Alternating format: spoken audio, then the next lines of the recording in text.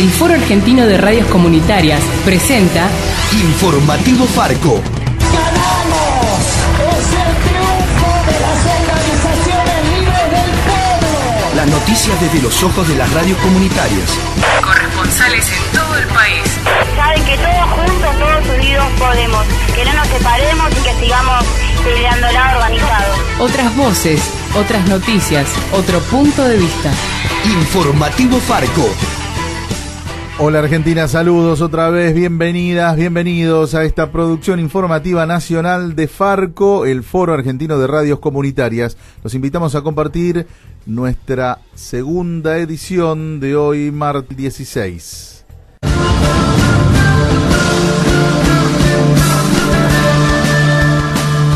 El gobierno nacional intentó justificar hoy las sociedades no declaradas en paraísos fiscales del presidente Mauricio Macri. Lo hizo el jefe de gabinete, Marcos Peña, en una conferencia de prensa que dio junto al ministro de Justicia, Germán Garabano, y a la ministra de Seguridad, Patricia Bullrich. Peña reiteró que son empresas del padre de Macri y que el presidente no tiene ni activos ni cuentas en paraísos fiscales. Recordemos que las informaciones que se difundieron a nivel mundial nunca hablaron de cuentas del presidente, sino de sociedades en paraísos fiscales. Muchas gracias. A ver, por supuesto que nosotros estamos comprometidos con ese tema. En cuanto a la investigación, nos parece muy bien que se pueda conocer siempre toda la información.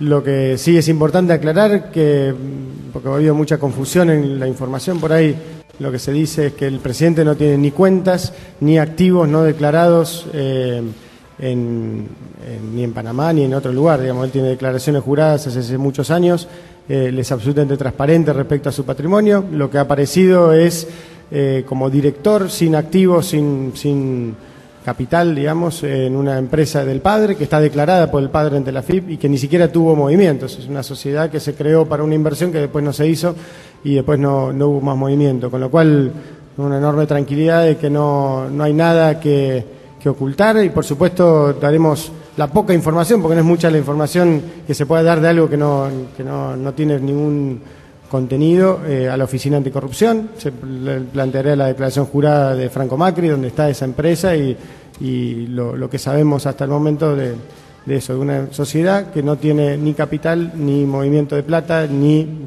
que hacía falta declararlo, ni la declaración jurada de impositiva, ni la declaración jurada política, por un tema de que no había nada que declarar.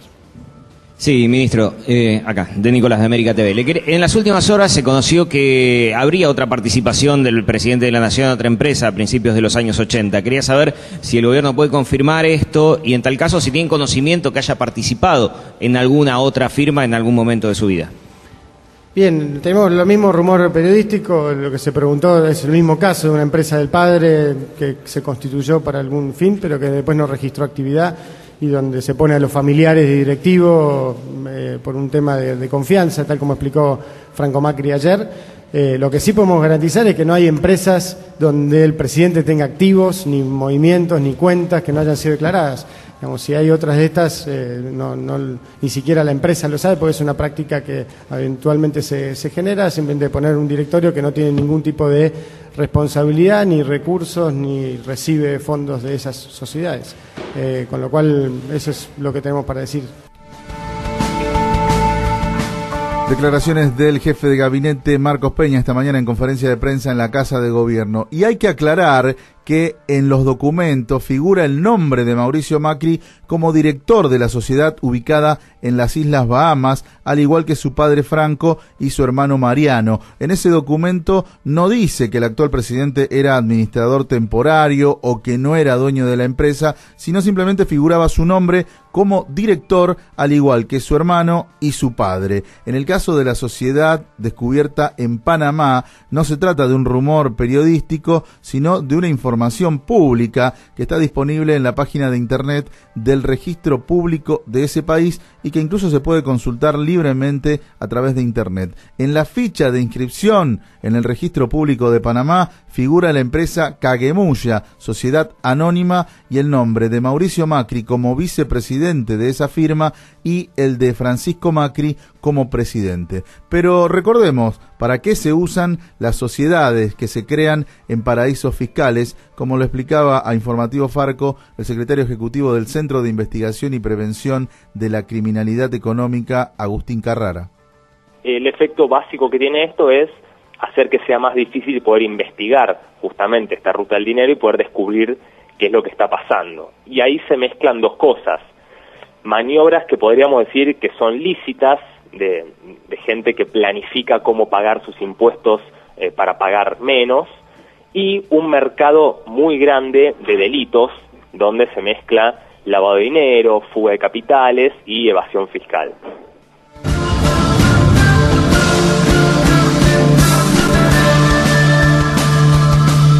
El Comité por la Libertad de Milagro Sala fue recibido en Buenos Aires por un alto funcionario de la ONU. Se trata de Amérigo Incalcaterra, representante en el sur del continente del Alto Comisionado de Naciones Unidas para los Derechos Humanos. Recordemos que el comité fue creado por un grupo de mujeres de distintos sectores que visitaron a Milagro Sala en la cárcel el 8 de marzo, Día Internacional de la Mujer.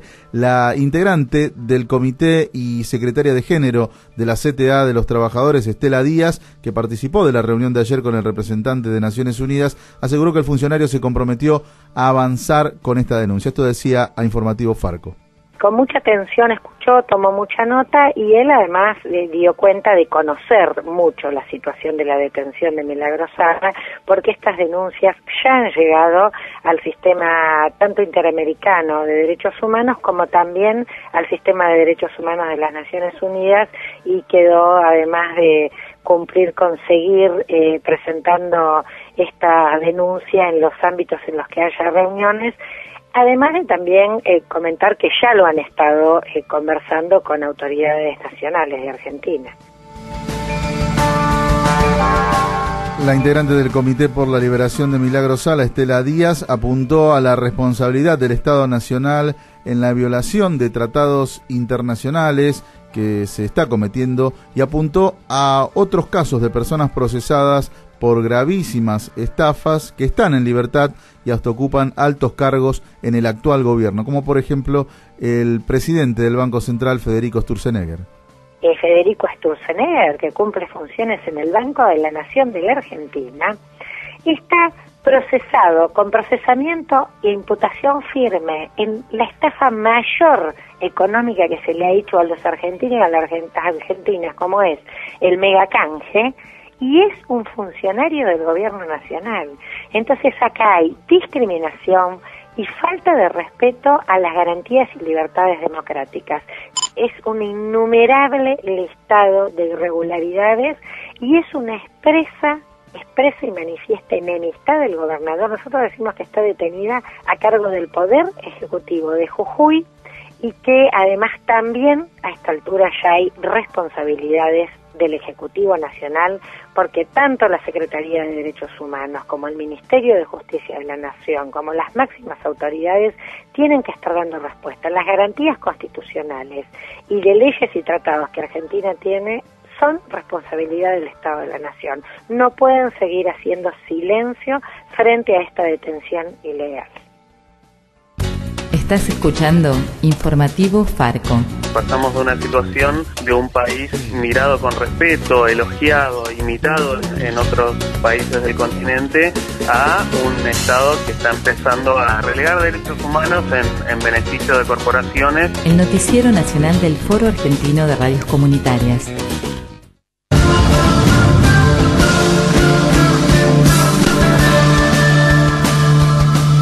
Y hablando de derechos humanos, nos vamos a Córdoba porque allí se produjo un preocupante ataque policial contra el reconocido abogado del movimiento campesino, Ramiro Fresneda, hijo de desaparecidos y hermano del ex secretario de Derechos Humanos Martín Fresneda. Él volvía de Santiago del Estero junto a un compañero docente y pararon a descansar al costado de la ruta cerca de la localidad cordobesa de Cerro Colorado cuando un policía los despertó, les puso el arma en la cabeza y los retuvo ilegalmente durante alrededor de una hora. Tenemos la ampliación con nuestro compañero Daniel Mauricio desde Radio Garabato. Así es, Pepe, a 40 años del golpe cívico-militar, Ramiro Fresneda, abogado del movimiento campesino del norte de Córdoba, y Rubén Santillán, docente del profesorado de Historia de Cruz del Eje y militante también del movimiento campesino, regresaban de una serie de encuentros relativos a esta fecha en Santiago del Estero, cuando decidieron parar a un costado de la ruta para descansar cerca del Cerro Colorado. Allí los despertó un policía quien parecía llegar directo del túnel del tiempo de aquellos recuerdos de hace 40 años. Pero no.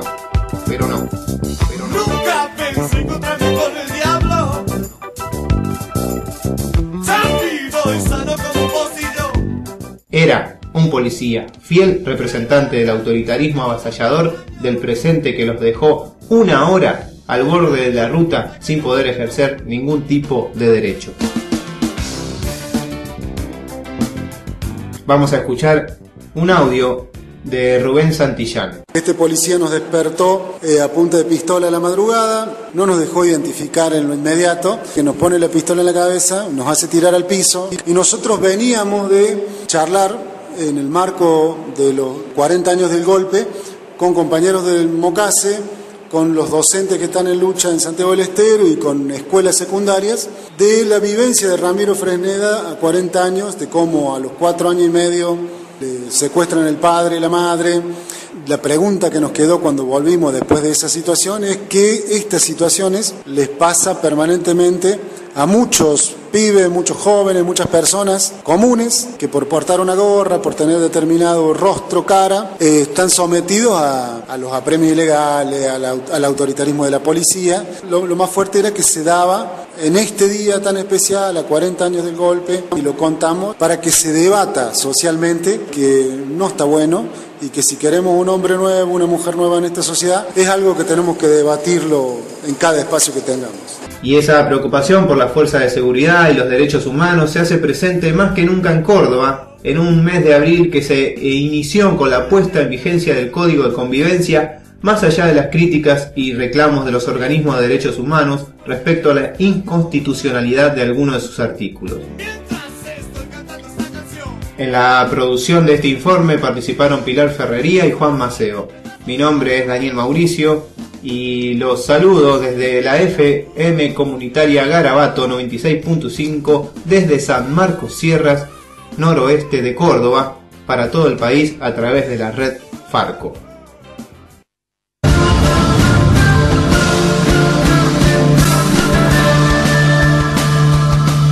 Y nos vamos ahora a La Plata porque allí una organización que lleva el nombre de una de las estudiantes secuestradas por la dictadura en la noche de los lápices denunció una sucesión de hechos de persecución policial que, según aseguran, se viene profundizando en los últimos meses. Tenemos el informe desde Radio Futura de La Plata.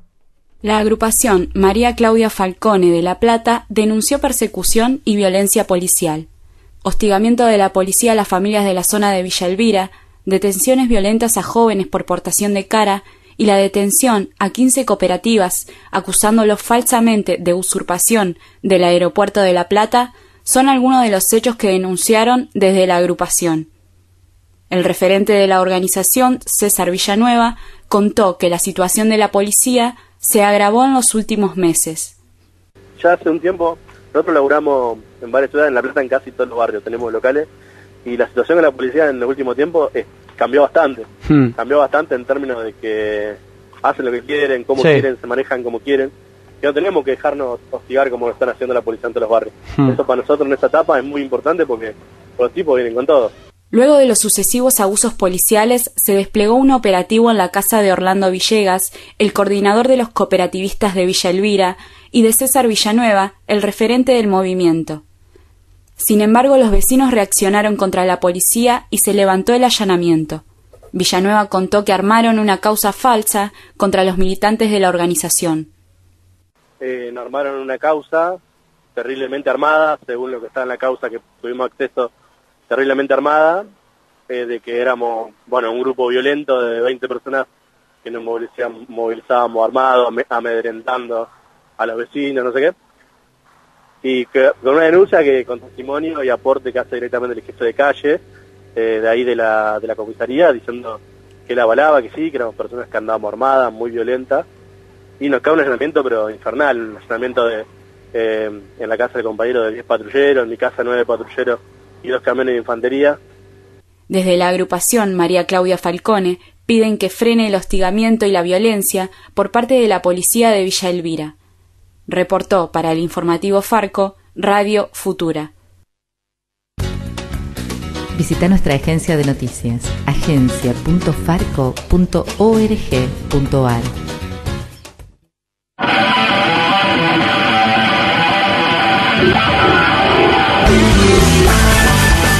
Y hasta aquí llegamos con Informativo Farco por hoy martes 5 de abril de 2016. En controles estuvo Cristian Torres, Pepe Frutos en la conducción, junto a las radios comunitarias que integran Farco. Volvemos mañana, que tengan buen resto del día. Chau. Hasta aquí presentamos Informativo Farco, una producción del Foro Argentino de Radios Comunitarias. Corresponsales en todo el país. Otras voces, otras noticias, otro punto de vista.